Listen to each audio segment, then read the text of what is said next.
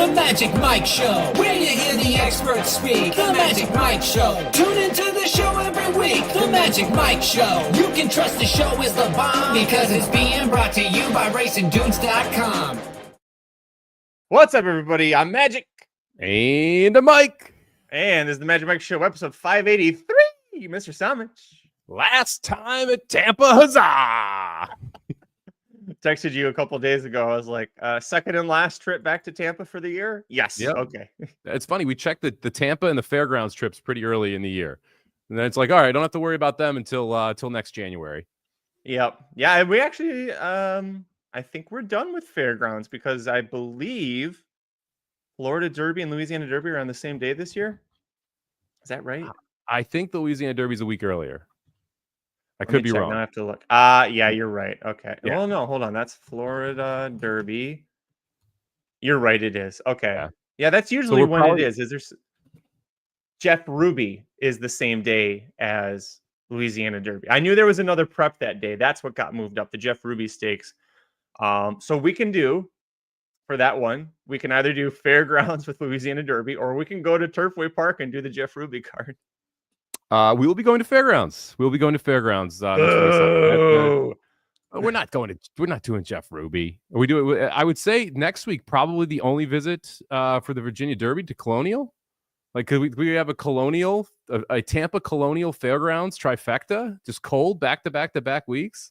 Oh, goodness gracious. Well, let's take a look. Yeah, it's not fantastic. Not great at Santa Anita. Oaklawn's just has the Whitmore and also just no. Ungraded stakes at Gulfstream, Aqueduct with the Winkfield and a bunch of 5-horse fields. We could do Turf Paradise. The Turf Paradise Derby. Mention it. We'll be playing $20 cold tickets here. Just chalk. There you go. There's your Turf Paradise selections for next Saturday. No, it's a Colonial trip. We'll cover the Virginia Derby, which used to be a turf race in like the summer, and now the fall. Yeah, and now we're running a Derby prep. I'm interested to see who shows up for that one as well, because I wonder if we're going to get a rando or two that pop in, like Baffert's sixth horse or something like that end up showing up in the Virginia Derby. It is gaming. Gaming is going to go to the Virginia Derby. You were right. I was talking with Aaron about this earlier this week, and it's like, where are all these horses going to go? Because you legitimately have 6-7 horses you want to get points for, and so it's like, okay, how are we going to actually be able to shuffle this around and make it happen? Yeah, well, thanks to Colonial and Twin Spires. You know, Twin Spires loves doing Bob Baffert a favor. They do. They're besties. The Virginia Derby, $500,000 purse for the first time it being run on dirt. So, and just 3-day meet. Thursday, Friday, Saturday, and then they're done, which means we're going to have mandatory payouts for that pick 5, right? Everything's got to go. All right. You're selling me on Colonial for next week. We got to get through this week first, though, which is Tampa Bay Downs, the late pick 5. It's a 12-race card. The late pick 5. Does it start in race 8, the final 5 races? No, it starts in race 7. How many pick 4s do they have on a 12-race card on Saturday, Mike? 1, 2, 3, 4. They've got 5, Magic. They have 5 pick 4s. The 2nd, the 3rd, the 5th, the 9th, or the 8th and the 9th. Yeah, there's that too. Like race 8 through 12 should be the pick 5. That's a pick 4. But then they have race 9 through 12 is a pick 4. The only sequence that ends in race 12 is the 5th and final pick 4 when you only need 2 of them. Tampa, you were not Gulfstream on a big day. Oh, wow. Yeah. You know what? I'm really frustrated because that race 8 that we are going to talk about doesn't belong in this sequence regardless. Like, it needs to either be race 12, which is a great maiden turf overdrawn field, or the grade 3 challenger. You know, you've got 4 graded stakes. 3 of them are in the late pick 5. 3 of them are in the late pick 6. The challenger, it's dicking around in race 5. Yeah, it's kind of ridiculous, just the structure of the day overall. First off, why do we have to start out with 2 $8,000 and 2 L claimers in race 1 and race 2? Like, is that really necessary? And then you mentioned it, this the 16 N1X race, which we will talk about and cover, which is just smack dab in the middle of all the stakes. Like, can't we just like backload this thing and maybe run some maiden special weights or N1X allowances early versus really low level horses? But hey, it's Tampa's big day.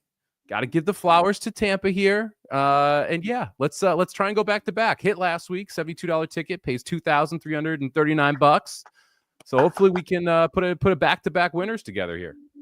Yep, sovereignty, a big key to that. Did not have him winning the Holy Bull, and yeah, he looked good doing it. He'll be headed off to bigger and better things, I'm sure, for Bill Mott. But we've got another Kentucky Derby prep to talk about. Race 11's the Grade 3 Tampa Bay Derby.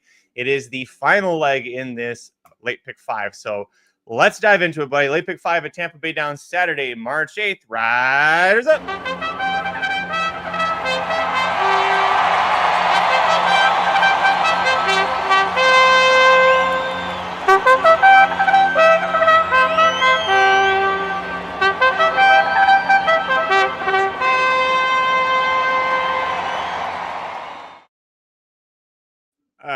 Yeah, Dennis said, we can wager on the Tampa Bay Derby this year. Let's absolutely hope so. Man, don't even bring that up. Yeah, I legitimately felt bad for Tampa, and then they do this kind of thing, and I'm like, you know what? I don't feel so bad. I talk for a living. Race 7, kicking off the late pick 5 at Tampa Bay Downs, Saturday, March 8th. It's the Columbia Stakes at the $125,000 purse, a mile on the turf course, and 9 3-year-old males routing on the lawn. Chad Brown's got a couple in here. Cherie DeVoe's got one. Christophe Clement, Mark Cassidy, some big name trainers. Where'd you go on top? My girl, give me Cherie DeVoe, the 4. Reagan's Wit on top here. It looked awesome at Fairgrounds last time. I don't think you can oversell how good of a race that was. The horse was 12 lengths back, half mile into the race. They went 48, so it's not like they were flying up front. And Reagan's Wit just absolutely aired down the stretch. The turn of foot was dominant. We've talked about this ad nauseum on this show, it feels like. Cherie DeVoe and Jose Ortiz, 29% together, positive ROI. This is a horse that makes a ton of sense to step up here. It was a big purchase. Like, everything points to this horse being able to run well. And you go back and you look at the race at Ellis Park, where we're in the mile. I'm out of here. Ended up running in $1 million race at Kentucky Downs. Ended up running in a graded stakes after that. You saw Fleming come back and win. We had the place horse come back and win from that Fairgrounds race. It just, everything says that this horse has another step forward in sight for him. So I think the 4 Reagan's Wit, nice price at 3-1, and I think we'll get that price too, because the 6 Zulu Kingdom is going to be your favorite here. 2-1 morning line for Chad Brown, coming back off the Breeders' Cup Juvenile, a horse that has some speed, like, makes a ton of sense in here. I'm going to try and beat this horse, but at the same time, it helps the price for pretty much everyone else. It does, and same top pick for me. Love everything that you mentioned about the 4. I'll yes and it. We talk about naming a horse for someone that you know who means something to you.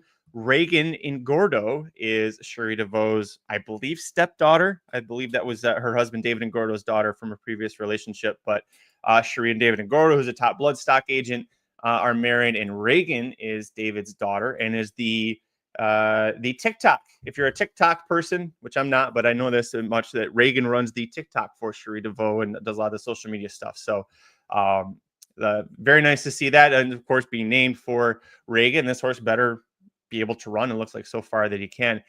Is also a half to Reagan's Edge, who was a pretty good dirt sprinter. She was second in the Prioress, second in the Victory Ride, a close 4th in the Lexus Raven Run. So a decent horse sprinting on the dirt. But I think this is a horse that has shown absolutely can handle the turf. It's interesting, too, about this horse that the siblings, 0 for 13 turf routing. This horse comes in and is like, boom, boom. And I can run, like, to run second for a barn that does not win first out, like, hardly at all, and then come back and win by 8 legs in the 3-year-old debut is very impressive. I also think there's plenty of N1X races they could have gone to at Fairgrounds, at Gulfstream, hell, even probably at Tampa, and go right to a stakes race with him. So I think that that's pretty big deal there. The next horse we both agreed on is the number 9 Dream On. I had this horse second, 4-1 on this runner. Set the pace in Breeders' Cup Juvenile Turf. Finished 5th. Could have had every reason to just fold like a cheap lawn chair, right? To steal one of your favorite phrases, but didn't. Just finished, I thought a pretty good 5th considering who else was in that race and how strongly they were closing. And I think this horse is going to get a good trip. Sit close to the pace. You're outside, so you don't have to worry necessarily about getting into any traffic trouble.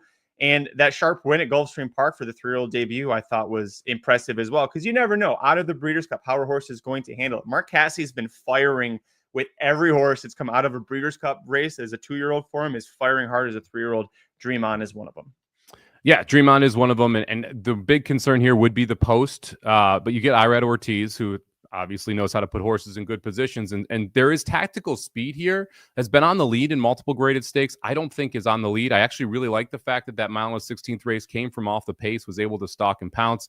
You look to the inside, Tapper's Valor and Sky Matterson, the 2 and the 3, both 30-1 on the morning line. Both very much matter in this race because they are your 2 speed horses and are the ones that are going to kind of push the pace early for a lot of these horses.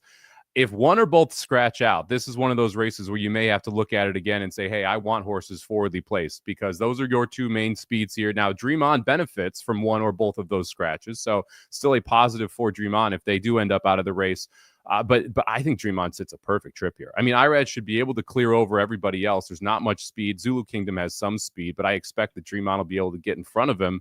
So you're going to see the 2 and the 3 in the lead. If the 9's sitting the pocket trip, very, very dangerous style for Dream On there. I did use the 6 Zulu Kingdom. I didn't want to, but it's I'm not using every Chad Brown Flavien Prat in this sequence, FYI. But I did use this one. You know, winning the debut as a 2-year-old in France, winning the Grade 3 with anticipation first time in Chad's barn, and then going to win the Grade 2 Pilgrim. Very impressive efforts there. Now you see Rosario was aboard for the Pilgrim. It's because Chad Brown was in Santa Anita for the California Crown Day, so he had lots of mounts in California. So that's why he didn't ride. This horse was back aboard for the juvenile turf and had a very similar trip, was actually tracking Dream On throughout. But I think the horse was a little too close to the pace there. It broke well, but I think this is a horse that likes to sit back a little bit more, making the 3-year-old debut. You know, the fact that Chad Brown brings this horse, you know, to this spot instead of Gulfstream. Maybe Zulu Kingdom isn't the best horse in his barn right now, but talent-wise, I think is capable. And again, I think that I don't want a dead closer in this race. I think it's going to be a stalker who wins it. So that's why I put the horse on the ticket. Yeah, I mean, talent-wise, he's definitely capable. Price is my issue with Zulu Kingdom. We talked about this in a couple races last weekend. Why leaving horses out? Like, Zulu Kingdom can definitely win this race. 2-1, I think, is going to be toward the higher end of the range for Zulu Kingdom. I think you're probably looking more at that 6-5, 7-5 type price. And I just like others for like, I don't think Zulu Kingdom wins the race half the time. And that's basically what you're asking for, especially in a pick 5 sequence where I think everyone is going to be using this horse. So I'm going to go with the other Chad Brown. Give me the 1 horse early adapter on the rail. Lost to Zulu Kingdom 2 back. But I think there are excuses just from a trip perspective. Both of the last 2 races was absolutely kind of just left and ended up having to fan incredibly wide last time out in the Central Park. Was last of 10 in that field at the half-mile point. Ended up just missing by half a length to Jack and Jim. You go 2 back in that Pilgrim that you mentioned. Kind of had some trouble mid-race, and you see like got within 3/4 of a lead and then ends up finishing 3rd by 4, had to check down the stretch. To me, it's just like, I'll take the bigger price Chad in this spot, who clearly he thinks is capable of winning this race, or else you're not putting this horse in here against Zulu Kingdom again when you know that you have the favorite. So I'd rather take a 6-1 Chad than what I think is going to be a 6-5 Chad. So give me 1-4-9 to get through here. Neither of us used the first-time North American runner for Christophe Clement, the 8 Revolutionnaire. Rosario's aboard. The horse was winner 3 back, and then a very close 2nd and 3rd in it was an allowance race in France, and then a group 3 event in France as well to end the campaign. This horse is going to be running past 7 furlongs for the first time, so you could argue that's how it takes a step forward. But breeding wise, I thought this was more of a long sprinter than an actual router. Yeah, and I mean, not a ton of early speed either. So that means we know Rosario is going to pull this horse back. The price is 4-1. Like, there's just too many things in my mind that are against the 8. I do think that the 8's at least a little interesting from a talent perspective. Just feels like it's not today. That it's something where we're going to kind of see this horse maybe going, this is a horse I care about at Saratoga, right? When you got the 5.5 furlongs, I think that's a good fit. I think if we unfortunately don't get Belmont, but Belmont feels like it would be a perfect spot for this horse at that 6 furlong turf sprint. So I'll wait and see on this one, especially at the 4-1 price with Rosario. Just too many things that are negatives for me. If I was going to take a crazy shot here, it's the 7 versus you mentioned like it could be this stalking trip that's able to get it done. This horse has improved in all 3 starts. You're getting a 12-1 price. The Tory takes them out. It should be like kind of that middle forward type pack. There are worse horses in here. We'll see if he ends up actually running. Also entered in Gulfstream this weekend. But to me, that is the price if I'm looking for anyone outside kind of those 5 favorites. Yeah, the 10th race is the last at Gulfstream Park on Sunday. That's where he's cross-entered. No odds out for that one, but might show up there. I will say that the trip notes that I had for that last race at Gulfstream for the 7 verses is that Forged Steel went gate to wire with ease, and the 7 verses was just kind of in a chase mode, but it was, I think, maybe because the horse broke from post 2, was just a lot closer to the pace than he had been in the past. So if he can find the right spot with some pace that's fair, that he can rally into, I think that's a better spot for him. I mean, how often do you see 3-year-olds go a mile in 1:33.3? Right, that tells you how fast that Gulfstream Park turf was, especially if someone's going gate to wire going 110. So I that one's one of those where you got to understand the timing of the race and the track biases, and kind of give versus a little bit of a bigger upgrade than you necessarily would for running second in that type of allowance, stepping up into stakes. Well, let's move on to the second leg of the Pick 5, Saturday, March 8th at Tampa Bay Downs. Race number 8 is, without a doubt, Mike and I's least favorite race in this sequence here. Older horses, sprinting 6 furlongs on the dirt, N1X, allowance optional, claiming level. Oh, this is just, it's not a bad race overall. It's just what we could have had in this sequence instead of this race is what makes me mad. Anyways, where'd you go on top? Yeah, this would be a great, third race on a Friday. not middle of your biggest pick 5 of the entire year. That being said, I do like picking these type of races. I think it's fun to kind of have these sprinkled in every now and then.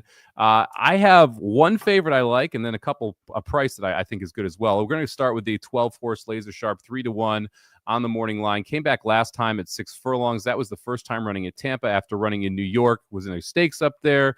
It did not run great in that stakes, but it was 24-1 and overmatched. Now we're getting back to levels that fit much better. Won a $50,000 and 1X up there. Came back at this level last time out, and I thought ran well. Did not break very well at all, and was on the rail. And when you think about on the rail, 6.5 furlongs, not breaking first off the layoff, that's a lot of things that kind of are going against you. I thought Laser Sharp still ran very well from that spot to be able to get second. I could have been much, much worse. There's a lot of speed signed on here, as you kind of would expect for this level and this size of a field. Feels like Laser Sharp should be able to sit a pretty good stalking trip, be able to pounce. So we'll put Laser Sharp to 12 at 3-1 on top. Second choice for me. I don't know. I take that back. I did end up putting this horse on top, and a big reason is you ignore that turf sprint try last May, which you understand why they took a shot, and then they wisely didn't try that again. Horse has never missed the exacta on the dirt. 2 wins, 4 seconds, so very good there. And like the other horse that I used that I thought was originally my top pick, a horse that's stalking and would love to have a lot of this just gross early speed, lots of 30-1s with speed and quit styles coming out of low-level claiming races. So 12's on top for me as well. I did put the 11 Silver Slugger second here, 3 for 3 locally at Tampa Bay Downs. I think that's a big key against considerably lesser, right? Maiden 16, 25K claimers, 8K non-winners, 3 lifetime. But out of that, they stepped up to the Pelican Stakes and, ran 6 out of 7, but wasn't that far out of it. And that was a race where, if you remember, Nutella fell, I was against, and that horse somehow got up in just the nick of time to get the win. But the runner-up that day, Carmel Chip, just was last week, I think it was, beat Speakeasy at Gulfstream Park and got a 92 buyer doing it. So really flattering the form of both Nutella Fella and this race in general. So another one that I think is going to sit that stalking trip. I think the 12 might be as shown with that Aqueduct form and not Winter Aqueduct, like actual Aqueduct form, that the horse has got some measure of talent. So I went 12, 11 on top here, and then I had a price in third, but I think you used the 11 as well, right? Yeah, I used the 11 as well. A lot of the same reasons that you mentioned. Jumped up to that Pelican. I thought that's like a pretty good race, considering the race prior to that was an 8,000 N3L claimer. So huge step up in class there, and still ran well. We're a lot closer to the N3L claimer than we are to the Pelican 100K level at this point, right? So it's not like we're in the middle. We're closer to the bottom here. And because of that, I do think that you have to respect Silver Slugger here. I don't love the price at 7-2. That was my biggest knock on the horse, but it did make the ticket. I ended up 4 deep here. Second horse for me, and if I was going to win bet this race, probably would end up on this horse. Give me the 8 Osprey, 10-1 on the morning line here. And this is one where you dig a little bit, right? But if you go back, this horse has run 17 times at the 6 furlong level, 1-4, 3 seconds, 1/3. So 8 of 17 times in the money. You go back to the race at Tampa at 6 furlongs. This is 4 races ago on November 20th. Lost the irons on the break and was still able to run second, just missing to Takes Charge Smiling, who's in this race. The 2 7 furlong races, the first one was a mess. If you watch it again, the horse got fanned like a million wide around the far turn. You come back, you watch the race after that. I thought the horse ran very well, ran second to Life is Precious in that spot, but that was over a sloppy track. This horse likes a fast track better. All of these different excuses to kind of just build up and build up and build up, switching back from one trainer to another here. So I like that aspect because we saw the best races for this horse running in that with that barn. To me, there's just a lot of different pieces of the puzzle that are all positive. I mentioned trouble in like 3 straight races. That usually means the horse causes it sometimes. So we've got to avoid that if we are Osprey here. But at the 10-1 price, I think it's a pretty good horse to have on your ticket here, especially since the talent is there, likes the distance. I'll go ahead and use the 8 Osprey 10-1 as my second pick here. I have this horse ranked 4th, and just to let everybody know, in case you were wondering, the slight trainer change there on February 9th is because Juan Arriagada, the trainer and owner of the horse, got himself in a little bit of trouble. Just a little 15-day break from training horses or being allowed anywhere near horses by just a little time off. Little time off. Took a little vacation. Mandatory vacation. While he was on break, the 25% barn, I think, turned over to his assistant, who went 5%. So now we're back to a barn that is 28% at the meet and our trainer, and we'll see was able to. Yeah, like I said, 4th on the ticket. If I could have, damn it, Aaron, I knew you were going to make that joke if you were here. Will Ospreay is a wrestler in the wrestling world, and that's why he made that comment there. But yeah, the Ospreay, like I said, fourth on. Fourth in the race. I didn't use the horse. The long shot I used goes to the rail Kentaro. This is who I ended up on instead of the 8, because the 8 is 0 for 5 at Tampa. Is that a lot of trouble? And you're getting a good price on a horse with lots of trouble trips. But the 1 Kentaro has a win, came last time out over this course and distance. Got 70 buyer, so is going to need to step it up a little bit, but has run some slightly quicker races in the past. You go back a year ago at Gulfstream Park on the synthetic, and it's a good high 70s, low 80s. I think the buyer par is listed as 80. I think a 75 wins this race. Yeah, 75 wins this race. 75 wins the pretty well. So you step up a little bit here. Now, out of the N3L, 25K claiming level 2, N1X here. But Sammy Camacho, he's a strong jockey, 20% at the meet. I think this is another horse that's going to, if you look at the race that he had, he was last of 7 by 7 lengths going 6 furlongs and broke from the inside, took back, saved ground, and made a big sweeping move. And just once he got in the clear and was able to keep churning, he got up for the win. So looking for a similar trip from the horse. And it's notable that Juan Rodriguez, since he took over claiming, 2 starts, both at Tampa, both at 6 furlongs, when this horse had been running every other possible distance, but seems to have kind of locked in right here between 5.5 and 7. You go for 6, seems to be a good winning move. It's funny that this horse is run at 5, 5.5, 6.5, 7. It's like, why not just try the middle? The most common distance in horse racing is 6 furlongs on dirt. You couldn't. Okay. Yeah, whatever, man. All right. I don't hate the 1. I do. The trip is an issue for me here. Like, this is a big field of 13. You're on the rail. You're going to be closing. You're going to have to make a trip here. Either you're riding the pine or you're going 7 wide. One of the two. We'll see which happens. And that the field size for me kind of negatively affected my opinion of the 1. I also agree with you. I think you have to run probably about a 75 to win this race. You have to go pretty far back to get to that for the 1 horse. And it's at Gulfstream over the synthetic versus being on the dirt. Now, new barn, and you mentioned new distance. We have seen the horse improve. Would I be shocked if it improves again here? No. But I just, because of the post, and rarely do I bang inside posts, but this one to me, rarely do I knock inside posts, but I'm going to go ahead and knock the 1 post here for the 1 horse Kentaro. One more for me. Give me the 6 Take Charge Smiling. This one I talked about a little bit earlier, since it lost or ended up beating Osprey. That was at 6 furlongs, ran back at 7 furlongs, missed, then went into the $20,000 claiming level at 6, missed there as well. But this is one of those horses where if we can get back to any of the form that we saw, and it was under Juan Arriagada, yes. It was in his barn where he had the success. And you mentioned what happened after he was suspended and then his assistant trainer took over. So you do expect some regression off of it, but you still have just a handful of races that all look like they're good enough. That 7 furlong race got a 71 buyer. We did regress, like I said, in the second one, but that was a race that favored closers pretty heavily. And we saw Take Charge smiling that day on the pace with a little bit better setup. I think that this sets up well for the 6 Take Charge smiling. So we'll go 6, 8, 11, 12 here to try and get through the second leg. Real quick, neither of us used the 7 dither. It was 4-1, so a shorter price. But last 3 starts have all been here at Tampa. Got 2 wins in a second, and first off the claim, got an unbelievable 81 buyer, but I think the previous career high was the 72 for breaking the maiden last May. To me, I look at whenever I see that, Mike, that it's a horse 81 buyer. One of 2 things: either the new trainer just magically improved the horse considerable, or it's an outlier and this horse is going to regress and probably be a high 60s, maybe a 70 buyer tops here.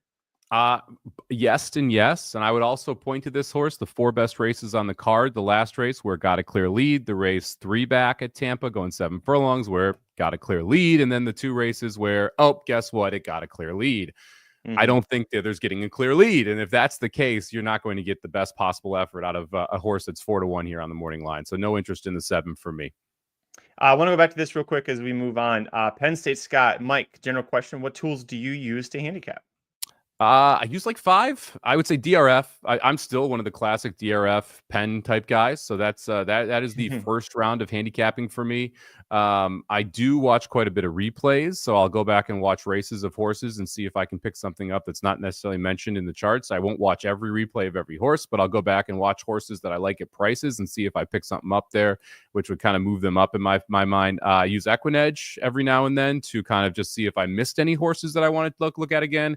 And I think Timeform is a valuable resource as well. So a little bit of everything, but the main thing that I do use is DRF and this piece of pen right here.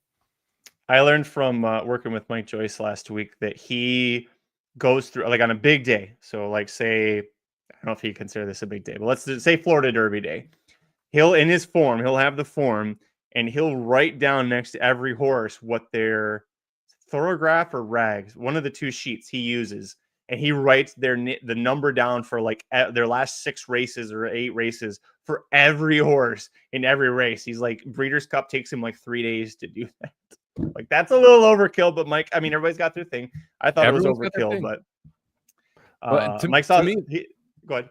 I would say, to me, that's what makes horse race handicapping so interesting, is that there are literally 12 to 13 different ways people handicap, from like literally the eye test down to rags to AI generated things, software programs that people write themselves, to using a pen and paper and DRF, and like how you handicap affects what type of horses you get to as well. I know Aaron, not as heavily on the DRF side. When we agree, those horses often do very well because we're coming up with them in 2 completely different strategies. So I think it really is what you're most comfortable with. I learned with a pen and the DRF, and I believe that is also still to this day the most common way people handicap. And so, well, I agree that the buyer is a flawed number. I think it's the most important number when you're looking at prices, because you'll often see price moves on the board just sheerly off the buyer numbers that are on the page. And so I do think it's an important way to be able to at least start.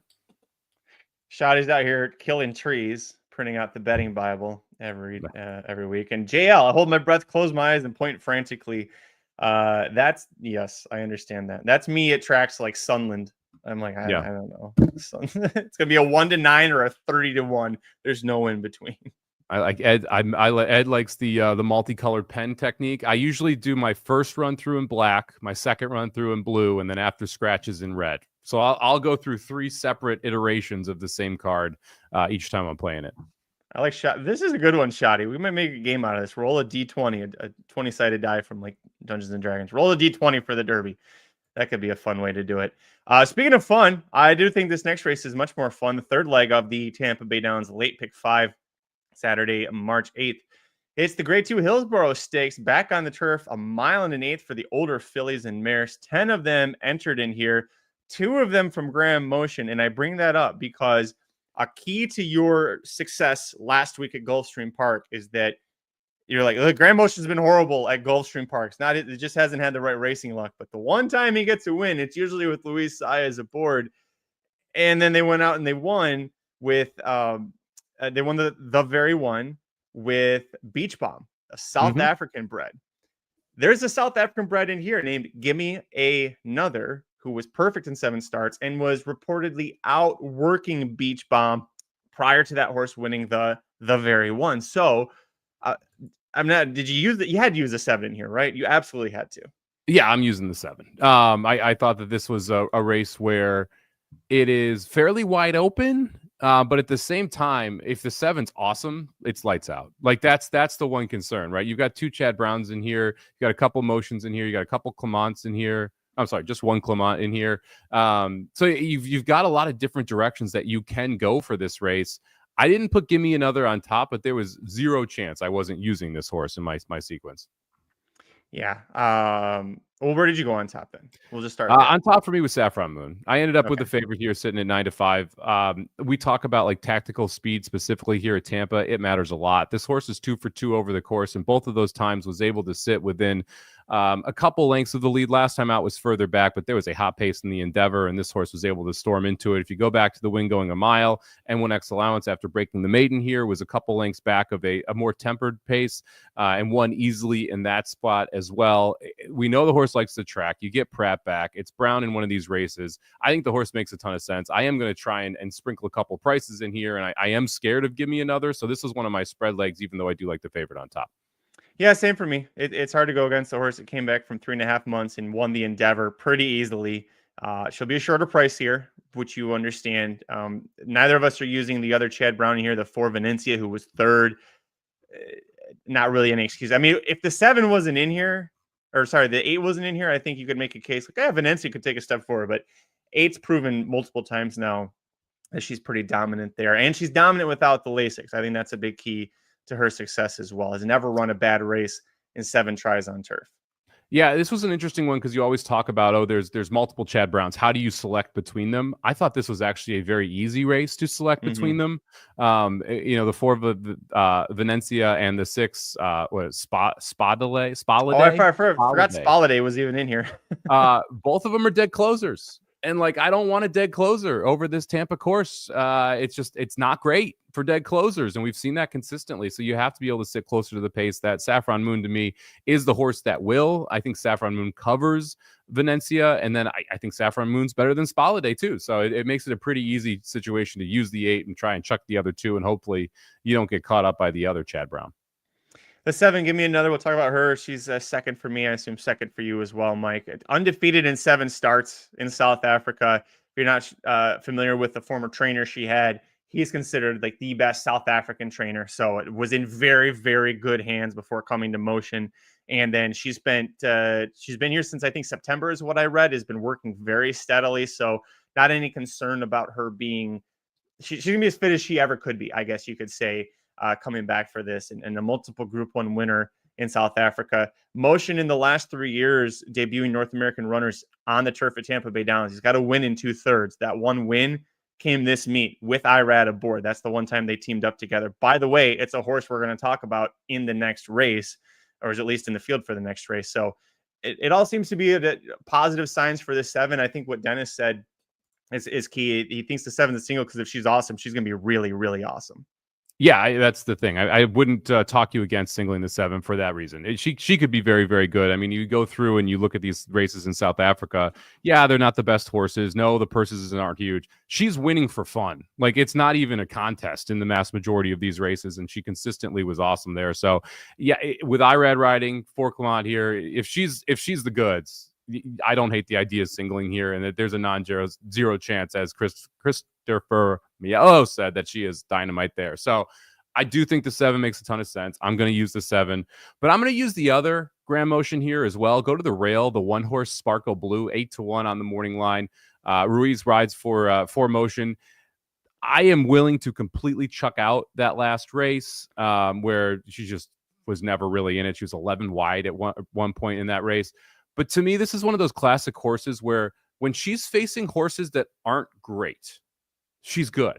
When she's facing horses that are very good, she's not. Like, it's just really that simple. And you go back through her past performances and you see, the race 2 back where she loses the Kentucky Downs Ladies Turf. Well, it's Sacred Wish, Evie Jets, who loves that course. Walkathon, Fourback, it's Didia, it's Warlike Goddess. So she's not winning those type of races. But she does like Tampa. She's got to win in this race where she went gate to wire. The race prior to that, the Endeavor, she ended up running, I thought, what was a very good third off the layoff. We know she likes the course. You've got some tactical speed. You get Ruiz, you get the rail, which matters at this 1.8 distance, by the way, because you do want to be on the inside on that first turn. There's not a ton of speed signed on, so I could see Sparkle Blue sitting a fairly good trip here. And maybe we just are able to last. I also love the fact that motion puts her back in here. Like, if I like Gimme Another a lot, kind of have to like Sparkle Blue at least a little bit, because the fact that you have a trainer who is debuting what people say could be a monster, could be dynamite, yet we're still running Sparkle Blue back in this spot. So to me, 8-1 on the one, Sparkle Blue makes a ton of sense as well.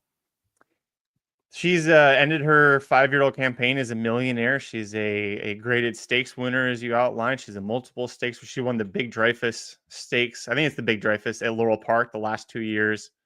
Yeah, Big Dreyfus Stakes. I had to make sure it wasn't. I don't know what name that would be, but yeah. It's the layoff. It was if she was second off the layoff, I'd be more interested in her. I know she ran a good third last year rather, coming back from the break, but she's 6. You know, what kind of shape is she going to be in? You got to get Ruiz back aboard. Motion and Ruiz always do very, very well together, especially when they've got price horses. Just couldn't put the horse on the ticket, but we did both agree on the number 9, Eternal Silence, in there. Joel Rosario riding for Christophe Clement. Rosario? At 20-1. That okay. Scared the shit out of me when you said that. I wasn't ready for that. Playoffs. She shipped from Ireland for Jessica Harrington, who's one of the top trainers, not named O'Brien, over there. And didn't get a great trip in the Valley View, was really slow out of the gate. Didn't break well, but it was a key race. Any race at Keeneland on the turf, especially, is a key race. And out of that long layoff, comes back in July. So that's 9 months that she lays off, and then comes back in a good stalking trip with Rosario aboard and wins by 2 lengths. And then the next allowance at Aqueduct, going this distance, 1.8. And Mrs. Astor was second. She was a next out winner, eventually a 2-time grade 3 stakes winner. So she's going to need to step up from a speed figure standpoint, but I think it's also worth noting that she has a full sibling who raced 1 time on the turf at Tampa Bay Downs and also was a winner there. So family says yes to Tampa, and we'll see if we can get this horse home. If neither of the favorites, the short prices here, fire, to me, this was a horse I really wanted to use at a big number. Yeah, the number was the key here, right? 20-1 for a horse that could easily take a step forward, I think makes a ton of sense. You mentioned Harrington and how good of a trainer that she is over in Europe. She thought enough to have this horse in back-to-back group stakes, including 2 Group 1s. So there's clearly talent here early in the career. Clement takes over, and I thought that last race was very, very good. Was never on the rail, going 1.8 at Aqueduct, was kind of hung wide the whole time. Wish we had a little bit of a start here, but Clement, 23% off the layoff. It has been a while, July 7th, 2024, since we saw this horse last. But, we always talk about how horses can improve a lot at the end of their 4-year-old season. We have no clue if Eternal Science was able to do that, because we didn't run at the end of our 4-year-old season. But that late 4-year-old, early 5-year-old is the time when horses get to full maturity. There's a logical argument here that the 9 takes a pretty big step forward. And if that is the case, 20-1 feels like a gift. Maybe we don't get on top. Maybe this is a horse that ends up underneath in the try or something. But again, 20-1 is a monster price on a horse that has shown talent earlier in a career, is lightly raced, is first off the layoff, has some stalking speeds, coming out of a race where it beat multiple graded stakes winner.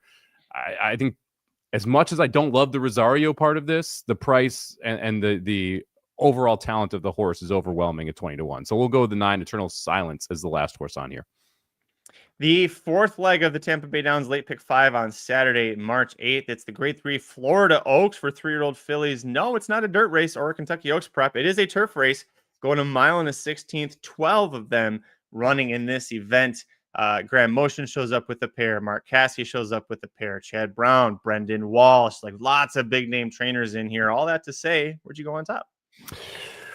Let me check the notepad here real quick. We're going with the 6th horse, Lush Lips on top. I've talked about speed on this Tampa turf course.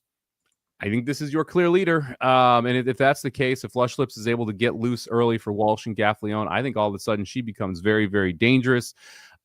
I mention all the time, being able to be on the front end of a synthetic track, especially as a younger horse going 2 turns and winning, is a huge plus in my mind. We saw Lush Lips do that 2 back, and then shockingly, she gets on the turf at Gulfstream and just easily wires them because of the difference in bias between those 2 tracks.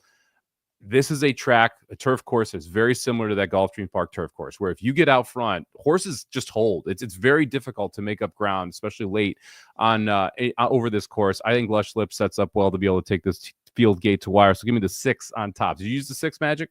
Oh, it's Tyler Gafflin and Brendan Walsh. You bet your bippy I use this horse. Yeah. I'll be curious to see what the blinkers off experiment does, because she was so free running with the blinkers on. But Brendan Walsh, overall, 25% win rate when going blinkers off. How about 125% flat bet profit? That's pretty damn good as well. And I also thought, that synthetic try at Gulfstream Park, first start in the Walsh barn, to win by 7 lengths. Okay, she's good.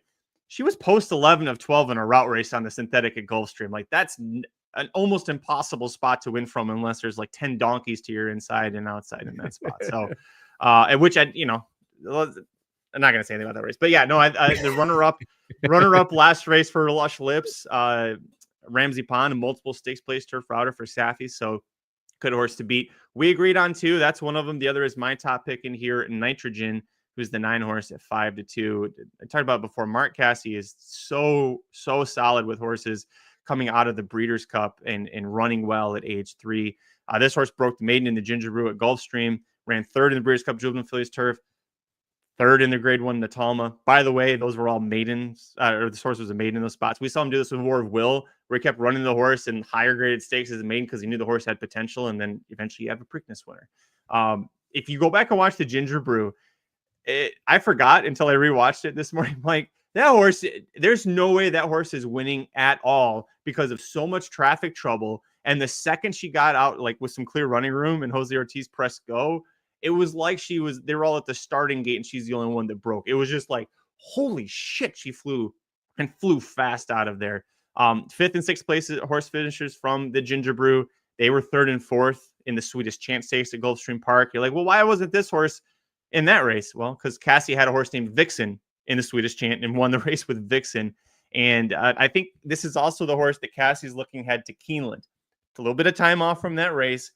Go here, and it sets up perfectly in like 6 to 8 weeks. We go to Keeneland for the next start, and you run in some big money races there. So Nitrogen top play for me here. Yeah, this race is awesome. Like, it's a really good, fun race. I use Nitrogen as well. I think this horse has a chance to be phenomenal.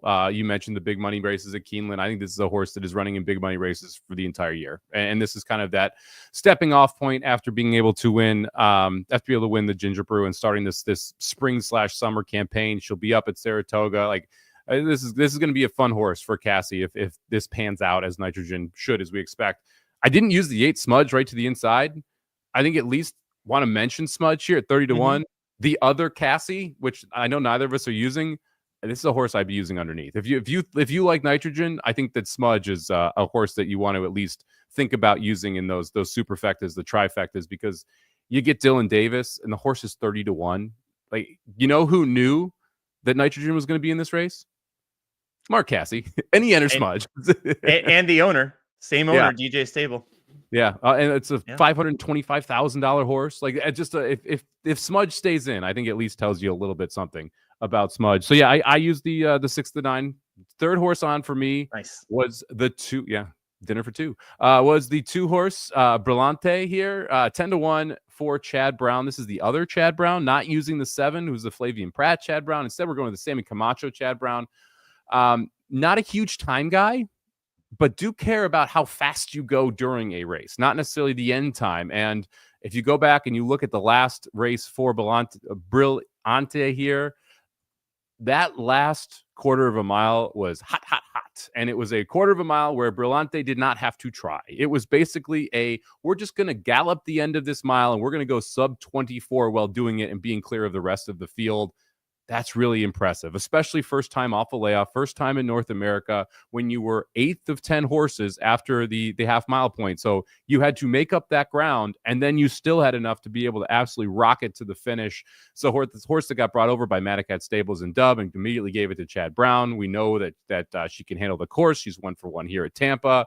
I think 10-1 is a nice price here on Brillante. So I'm going 269 to get through here, Magic.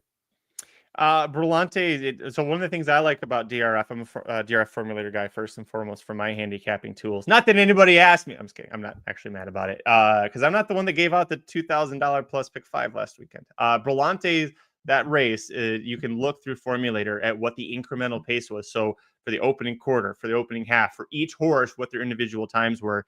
And Brillante ran the race upside down. She went 24.7 in the opening quarter, 24.3 in the half, 24 flat at the 3/4 mark, 23 and 3, 23.6 in that final one. And she was, so every fraction or every quarter mile, she was getting faster and faster. And it's a horse that was debuting in the US and making the first start in 5 months. Like, that's all important stuff. Now, I will say I'd be more interested in Brillante if it wasn't Camacho, and it's no shot to Camacho. It's nice that Chad Brown let Camacho keep the mount after riding her to that victory for her maiden win. But when Chad Brown and Camacho team up, they're 0-for-6 in stakes races at Tampa Bay Downs. They do okay when they're at Monmouth Park, but that's because he's a great rider there, and you've got all of the, like, Naira has all of Chad Brown's riders, so Camacho's usually there to pick up the Chad Brown B team. Yeah, I would have been a little more concerned about it if, like, all the other riders that Chad Brown wouldn't have called were all kind of committed to mounts, right? Like, Gaffleon wasn't getting off the 6, Pratt wasn't getting off the 7, or Jose Ortiz wasn't getting off the 9, Irad wasn't getting off the 10. So it's like, who is he going to call that you would rather have? And then you've got Camacho, who rode this horse really well and knows the horse and knows the course. So there are certain situations where I'm like, yes, this is a problem. Why is there not a better job? This specific one, it kind of makes sense that Camacho's on this horse. And so for me, that's not a big of an issue. Last horse on for me is the 10 Pretty Lavish. I mentioned last race, Motion with a first timer in North America on Tampa Bay turf is 1-for-3. This is the horse that's the one, and Irad was aboard that day. He keeps the mount, as Mike just said. 135.7 for that. So ran the race a second faster, a full second faster than the 2 horse. However, it is worth noting that it was a month apart. And I don't think it's fair to compare. If it's not the same exact day, you shouldn't compare the times really that much. So it was faster, but it's not something I'm going to go, hey, this is why I'm using the horse. But I really think that Motion stepping this horse up instead of going to N2X, going to a grade 3 race with this runner that is 2-for-2 lifetime winner debut in Ireland at age 2. And Motion repeating with last out winners, 24% and a 50% flat bet profit. So good signs on this one, getting Irad. And I like all that stuff. I know that, where was it? Dennis, sorry, I was going to get to it here. Let's talk about the 5 real quick. Love You Anyway, 30-1 on the morning line. It's a maiden, 1 start at Gulfstream Park going a mile.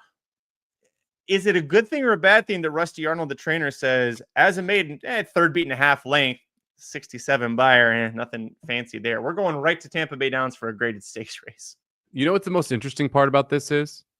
Not the only maiden from that race who will be in this one. Right. The 11 Celtic motif also, no, Celtic. I was right the first time. Celtic motif also going to be a maiden in this one, and Brendan Walsh decided to make that decision. So 2 separate trainers, one who has a horse in this race, decide to take maidens from the same race at Gulfstream and throw them over here. There are worse 30-1 shots. That would be my kind of immediate thought for this one. It's a pretty big step up. But the fact that, Capturing looks like a pretty good horse, wins that race. Celtic Motif steps in here, and Celtic Motif had some success overseas, was a Group 3 runner without being able to break the maiden there overseas as well, and was a short favorite in there. To me, I kind of like the 11 more than the 5, but at the same time, the prices, they're both pretty good. So if you're going to spread in this race, I'm using the 5, I'm using the 8, I'm using the 11. If you're going crazy deep here, I think that there's a lot of prices that you can go after. So I don't hate the 5. I'd have to go 7 deep to get there, but I don't hate it. Got the Alex Bregman, the Bregman family of racing stable. Love to see Alex Bregman pouring more and more money into horse racing. We need People like him. All right, the fifth and final leg of the late pick 5 Saturday, March 8th. It's race 11, the grade 3 Tampa Bay Derby, going a mile and a 16th on the main track. Kentucky Derby points on the line, 50 to the winner. So it's basically a win and you're in. So Mike, you've got a single, and I almost followed you on that train here. Yeah, let's close this puppy out with a single. So if you do want to spread in some other legs, of $72 ticket, you can spread out if you'd like to do that. Close it out with Patch Adams, the 7 on the outside here, who I think is heads and shoulders the best horse in this field. I like Chancellor Mitch Patrick, Hill Road. Little interested in both of those. I think you're going to talk about one at a bigger price. I think is a little interesting as well. I'm out on Owen Almighty, who is on the rail here and one of the shorter prices. But Patch Adams, that Southwest, there's just so many reasons to draw a line through it. The horse broke poorly, rushed, made a big move around the far turn, then kind of backed off of it. It was the first time going 2 turns. You'd expect the horse is going to improve off of that. You've got a very good opportunity here to sit a nice stalking trip. You've got the 4 that wants to go. You've got the 1 that wants to go. You've got the 6 that wants to go. Patch Adams should be able to sit right behind 2 or 3 of those horses and save ground into the far turn and then wheel out and be able to get first run on leaders that I think are going to be coming back to you. To me, it's just a lot of reasons to like this horse here. You're getting the most talented horse, and you're not getting the favorite. To me, that starts it. Secondly, you should get a better trip than the 2 Chancellor Mitch Patrick. So give me the 7 horse Patch Adams here on top 2-1. Yep, same for me. Dam was a 3-time winner. Won the Wayward Last Stakes here at Tampa Bay Downs, which is a dirt route race. Say something nice about Flow Challenge. Go. Listen, he didn't fall off when this horse almost broke Groupie Doll's record going 7 furlongs at Churchill Downs. I think if you're on a Ferrari, or not even a Ferrari, if you're on a Ducati that's doing 200 miles per hour, it's kind of hard to not fall off. There you go. Holding on is a success. Holding on is a success. Holding on, not falling off, and getting a big old ouchie is a success there. So there you go. Yeah, top pick for me. I agree with you. I almost singled in here. I'm against Owen Almighty because I think that horse is a sprinter. And out of the Sam F. Davis, Brian Lynch was like, we're going to go back to 1 turn. Okay, we're going to go to the Tampa Bay Derby because there's not really anybody that wows you. Yeah. The 2, Chancellor McPatrick, I believe, is a 1-turn horse. I think this is a Pat Day Mile, a Woody Stevens, an Amsterdam type horse. Remember what? Now, this is not a great comparison because we're both against the 2. But last year, Domestic Product won the race for Chad Brown. And then he ended up being a really great horse going 1 turn. The 3 Hill Road surprised everybody at 61-1, was the only horse that ever closed in the Breeders' Cup Juvenile. It's impressive. Chad Brown has said that he wished he could get a couple more works into the 2 and the 3 before they ran, though. So not so sure about that. The 4 Brodeur, the speed figures are underwhelming. Can the horse handle fast track? Did the wet track help him in those 2 starts there? The 6 Naughty Rascal, just no. And that leaves me with the other horse I'm using, Ed Burke. It's the 5, Filoso. First time out as a 3-year-old for Chad Summers trainee. Couple reasons I like. 1, I think the horse is going to be better routing than what you saw in the Breeders' Futurity and the Kentucky Jockey Club. Has a half sibling named Leading Contender, who in 9 starts dirt routing had 2 wins in 5 seconds. So a lot of good dirt route pedigree there from the Bodemeister dam. But this is a horse that's adding blinkers. I think that's key because the last 2 starts, way too much to do early on. Closed to be 3rd in the Breeders' Futurity, but it wasn't really gaining much ground, mostly just passing tired horses. But if you look at the race 3 back when the horse won at Saratoga, breaking the maiden, Dylan Davis was aboard. And the horse was within 3 lengths early on and for much of the race, and then capitalized and drew off to win. And American Promise was in 3rd in that race. He's a multiple race winner since then that Lucas keeps trying to put on the Derby trail because it's Lucas. But I like that you get Dylan Davis, who just naturally, if you watch how he runs at Gulfstream Park, he puts horses into a race when the form says they probably wouldn't do it. You're adding the blinkers to see if that works out. I did talk to Chad Summers about that, and he said that Dylan was aboard for the horse working in blinkers, and so reuniting with Dylan. And in that work, he worked with a horse named Alexander Helios, who out of that work went and won the grade 3 Razorback handicap at Oaklawn Park. So if I'm trying to go for a price shot, I gave you reasons why I don't like any other horse. If Patch Adams is also just better at 1 turn, which is not outside the realm of possibility here, this is the horse that I want. I want Filoso adding the blinkers. Dylan Davis put some more speed into the horse, and I think is gonna surprise me. Even if the horse doesn't win, I think you're looking at a big price to hit the board. Yeah, well, he's also like clearly a 2-turn horse, which I think you can not necessarily say for a lot of the other horses in this race. Breaking your maiden to going a mile at Saratoga, not an easy thing to do considering that configuration. So you did text your boy Chad Summers about this one? Yes, I did. He And also, the last thing he told me was, might need one though.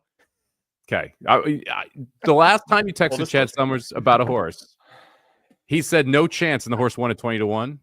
So I'm happy he at least might need one in there. If he said ready to go, I would pass on the horse. But now that we know Chad's at least a little down on it, I'm a little more interested. He surprised Chad that day too. I'll never forget that one because it got so much, deservedly so. I got so much shit on here for saying, I texted him, Chad said not going to happen, and then the horse won. Everybody's like, hey, lied to you. I think he just surprised Chad. Yeah. We'll see. We'll see what happens here. I don't hate the idea of using the 5. This could also collapse. And if it collapses, then yes, the 5 is 100% in play as well. So I would much rather be using the 5 than like the 2, the 3, the 1, like the shorter price horses that I think, have a better chance to win, but not 5x, 6x the chance to win. Real quick, Chris Mail brings up, I think, an interesting one here. If you can get the winner in the last race, which was the Florida Oaks, and you do it into patch, I know you're singling patch. You think that's, if you don't want to use Filoso, single patch Adams. That's a hammerable double. So how would you, would you do, you went with who was it? You went with the 6 on top, right? Yeah, I would go Lush Lips. I could understand why people want to go Nitrogen.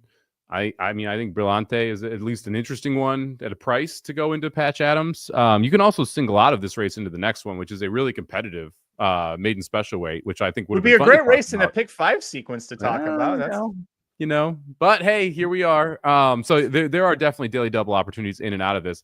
I also think there's a real world where, like, if you want to play Cold Exacta 7-5 here, or you want to play Cold Exacta 7-3, I think both of those are reasonable thoughts processes as well, because it feels like Patch Adams is going to get the lead from the speed around the far turn, and then it's who closes up to second is kind of the question mark for me. Let's get into this episode of the Magic Mike Show. Thanks for joining Mike and I to talk about the late pick 5 Saturday, March 8th at Tampa Bay Downs. Reminder, it's not the last 5 races on the card. It's races 7 through 11, and then the 12th is a really fun maiden special weight that nobody's going to bet because nobody cares. But we'll give out our tickets one last time. We care, but we'll give our tickets one last time for the audio listeners. For if you're watching us on YouTube, Facebook, X, take a look down below. I'm going to start off going 4, 6, 9 with 1, 11, 12, with 7, 8, 9. With 6, 9, 10, with 5, 7. That's $81 for me, Mr. Somich. I'm going to be playing another $72 ticket, just like last week. We're going 1, 4, 9 with 6, 8, 11, 12 with 1, 7, 8, 9 with 2, 6, 9 with 7. $72 for 50 cents.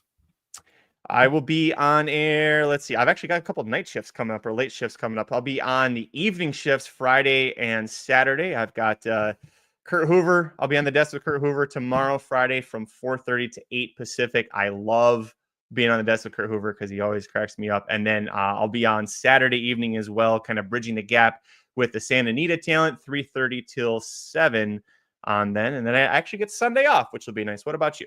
Heyo, I'll be on 10 to 1 Pacific, 1 to 4 Eastern, 4 VSiN, channel 158 on Sirius, and you can catch it on YouTube TV, talking everything horses and basketball, conference tournaments, talking little pucks, a little bit of everything. So come check it out if you're looking to bet some sports this weekend. Turfway with Magic. Yes, it'll be the Kurt and Curtis show covering Turfway Park Friday. We've got the late pick 5 I saw, so I'm excited. I like Turfway Park, and Nick Severs, I know, is he's refusing to watch us live right now because he's mad that we didn't do Turfway Park. Nick, you heard me. I was trying to do Turfway Park, and it's not me that's saying no to Turfway. Nope. I'm good. Thanks. Hard pass. I like Turfway. I feel like if I wanted to be good at Turfway, I know there's a couple people in the chat that are good at Turfway. You have to pay attention to Turfway every night.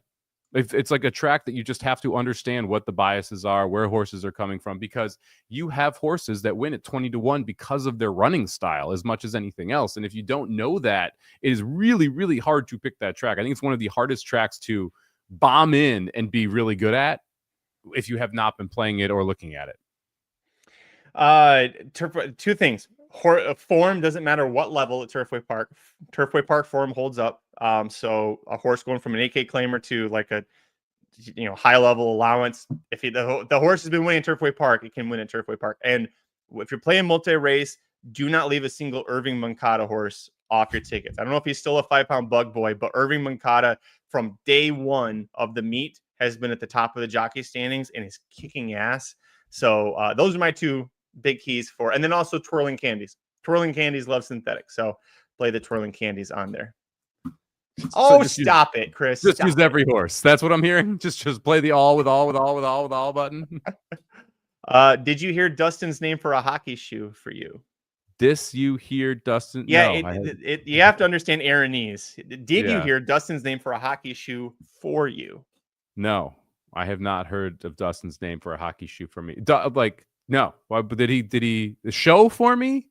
Shoe fit you? I have no clue. No, hockey show for you. That would make yeah. more sense. I have no idea what he's even saying. NHC, no, I'm not going this year. I'm going to be in Costa Rica with the family. So I wasn't able to go this year. So stopped trying to qualify about 4 months ago. But hopefully we'll be back next year for NHC. That's the plan, at least. No trips on the books for next year. Dave Weaver. I love working with Dave Weaver. The lucky sumbitch is going to... he's going to Vegas this weekend for a vacation. He's going to Vegas next weekend for NHC to cover it for FanDuel. So like, okay. He qualified for the... I've seen Weaver cover it before. Usually a mic in one hand and a bourbon in the other. Yeah, there you go. Yeah. No, he's a fantastic guy. And then after that, he's going to Dubai for the Dubai World Cup Carnival. So find someone having a better March than Dave Weaver. I challenge you. Okay. All right. So Dustin or Somich, did you hear Dustin's name for a hockey show for you and me? That is what we put these statements together. I figured it was like some play on name. No, just Puck Me Harder. Like it's just a sex open, obviously sex hockey joke. I thought, there'd be some like Aaron Halterman, like Somich type tie into it because it's for us, not just a random name, but all right. Yeah, no, that sounds like Dustin. I could see him coming up with that. This all tracks. Thanks everybody for watching us. Follow us on Twitter. I'm at Curtis Kalleward. He is at Somobomb 18, number 1, number 8. Corporate Overlords at Racing_Dudes. I do know that Dudes Who Bet Sports will do an in-depth preview of the Tampa Bay Derby coming up in just a little bit, about an hour away from airtime for Aaron and Papa Dude. Blinkers Off will be on at some point live on the YouTube channel. You can find them wherever you get your podcast. And also, check out the new show that Aaron and Ryan are doing, which is called Talkin' Track. Ryan Stillman, Aaron Halterman, they teamed up with the Big Play Sports Network, and they're going to cover all things Kentucky Derby. So that'll be fun. Aaron teased that there's going to be a pedigree expert talking about Barnes and what his chances are, his breeding wise, say he can do going longer. It is Bob Baffert, so who knows? But it's a good one to tune into. So check all of those out. We'll be back next week covering Colonial Downs. Very excited about that. I don't know if we've never covered Colonial in any shape or form. So. Did we cover it the Arlington Million year? Oh, we did. You're right. I forget that. Yeah. When they snaked that race and moved it all around, that might be the only time that we've done it. Hey, at least it's better there than at Churchill. At least it's at a track that actually has a turf course. Yeah. All right. We'll be back next week, Thursday, for that coverage. Until then, I'm Magic. And I'm Mike. Good luck this week. The Magic Mike Show, where you hear the experts speak. The Magic Mike Show. Tune into the show every week. The Magic Mike Show. You can trust the show is the bomb because it's being brought to you by RacingDudes.com.